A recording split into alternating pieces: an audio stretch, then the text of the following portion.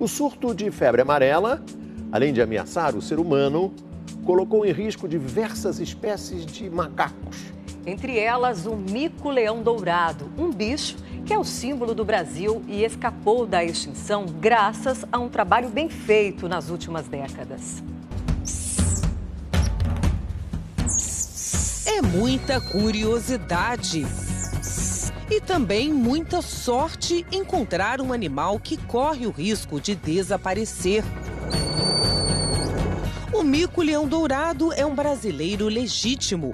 Por causa do risco de extinção, uma reserva ambiental no interior do Rio de Janeiro foi criada para proteger a espécie. Mas a mata fechada não é mais tão segura para esses animais.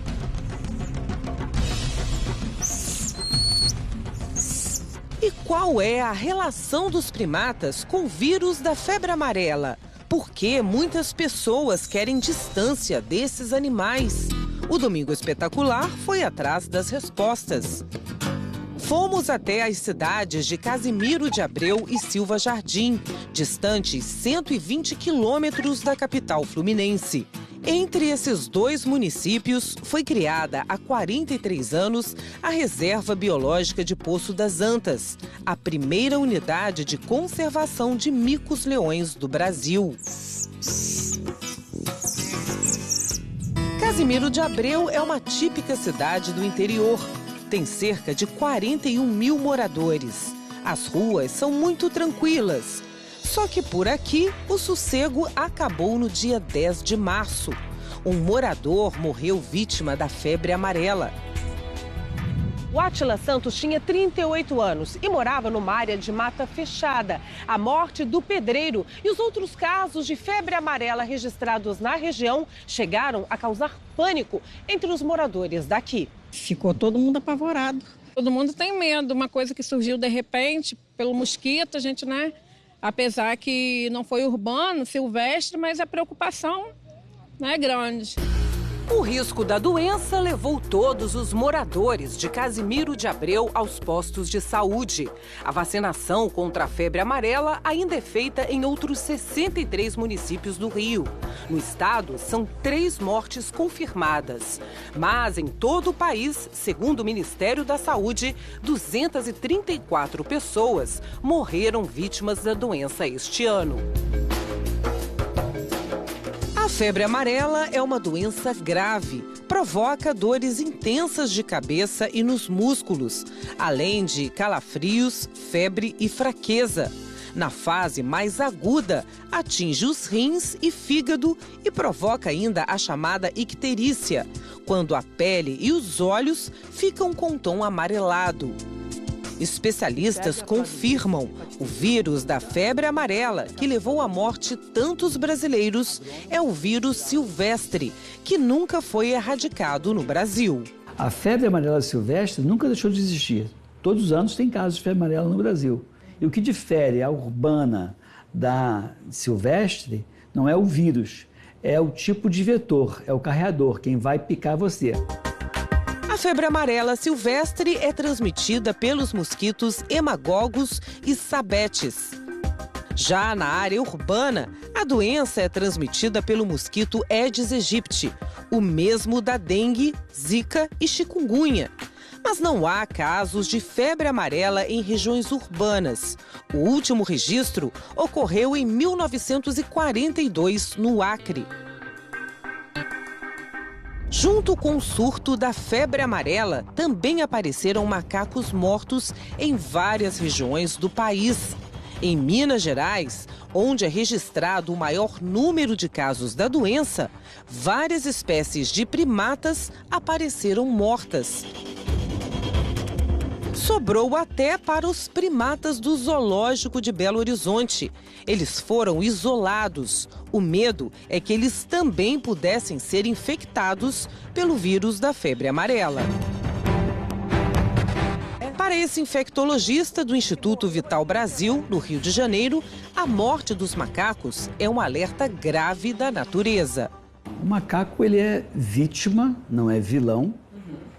Na verdade, uma vítima ainda é um meio que herói, porque é ele que anuncia que o vírus da febre amarela está circulando naquela região. Ou seja, os macacos não transmitem a doença. Os verdadeiros transmissores são os mosquitos. As fêmeas se alimentam de sangue para sobreviver e colocar os ovos.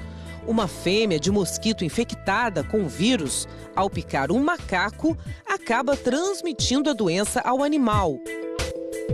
Os mosquitos, além de serem transmissores da febre amarela, são os reservatórios do vírus. Uma vez infectados, permanecem assim por toda a vida. Você pode perguntar, mas se não tem macaco para picar com o vírus, de onde vem o vírus? O vírus pode se perpetuar na própria fêmea do mosquito. E essa fêmea pode dar origem a ovos contaminados de fábrica. Sem informação, muitos macacos podem ter sido mortos de forma criminosa. Mas sem eles na natureza, nós é que correríamos o risco de sermos infectados pelo vírus. O surto da doença seria ainda pior. Quando você tem um esgotamento desses macacos naquela região, o Haemococcus e o Sabete, que são esses mosquitos de mata, vão precisar continuar sugando sangue para maturar os ovos. Aí eles vão buscar os humanos. Então o macaco ele é um alerta de que o vírus está se aproximando da região urbana. E aí cabe às autoridades sanitárias fazer o bloqueio. De que forma? Orientando a população, olha, não entra na mata agora, usa repelente e faz a vacina. Não é possível vacinar todos os macacos da natureza. Por isso, não há como evitar a transmissão da doença nas florestas. É um ser que fica solto na mata. É o tipo da doença que você controla, mas não erradica. No entanto, é possível proteger os primatas da ação do homem. Esse é o trabalho dos voluntários da Associação Amigos do Mico-Leão Dourado.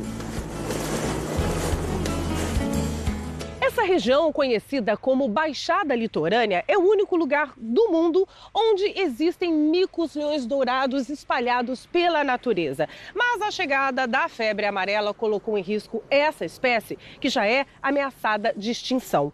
Com isso, as equipes da Associação Mico-Leão Dourado redobraram a atenção. Eles vasculham minuciosamente as matas em busca de algum possível animal doente.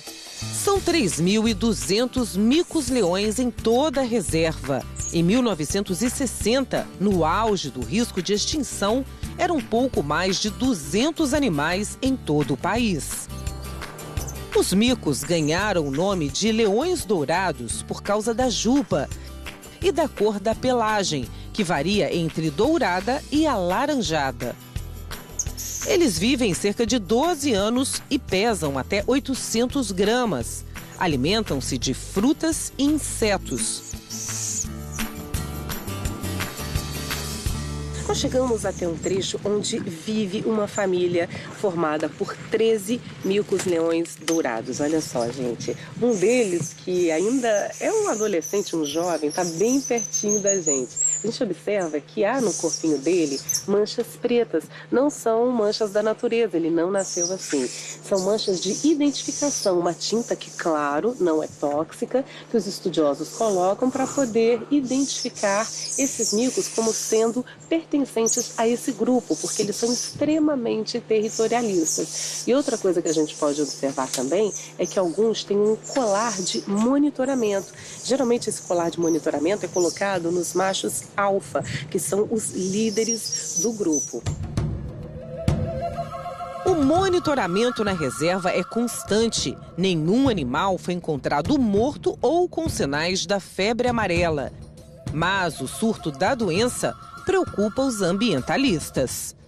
Levantou para nós um estado de alerta e que hoje a gente fica aqui fazendo esse trabalho constante esse trabalho de monitoramento ele já é feito, né? Mas agora ele está sendo feito um trabalho, né, mais minucioso, com mais cuidado, para a gente não fazer alertas falsos ou notificações erradas. A gente não sabe o quão suscetível a espécie é à doença. Os micos-leões dourados do último refúgio no mundo estão saudáveis e, por enquanto, protegidos. Passam os dias de galho em galho. se divertindo, sem saber que eles e outros macacos foram vítimas da falta de informação entre as pessoas. O resultado poderia ser desastroso para a natureza e para o próprio homem. Não vamos maltratar os animais, eles são vítimas como nós e eles precisam desse cuidado realmente, porque eles estão aqui para ajudar, né? Então, é a mensagem que a gente tem procurado passar para as pessoas e pedir para as pessoas também se vacinarem, porque hoje é a única forma que a gente tem de se proteger dessa ameaça que é a febre amarela, né?